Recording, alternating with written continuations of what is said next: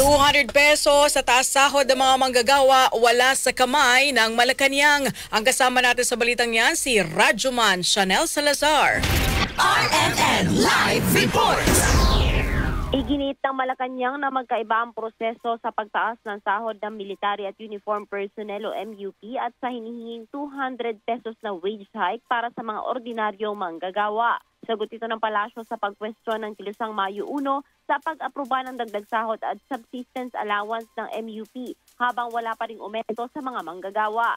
Paliwanag ni Palace Press Officer Claire Castro, direktang nasa kapangyarihan ng Pangulo ang pag-adjust sa sahod ng MUP kaya naipatupad ito sa pamamagitan ng executive order. Pero ang 200 pesos na across the board wage hike para sa private sector workers ay hindi basta maipag-uutos ng Pangulo dahil kailangan itong aprubahan ng Kongreso bilang isang batas. Dagdag pa ng palasyo, tuloy-tuloy pa rin ang aumento sa sahod sa pamamagitan ng Department of Labor and Employment at ng Regional Tripartite Wages and Productivity Board habang nananatili sa Kongreso ang aksyon sa panukalang 200 pesos na dagdag sahod.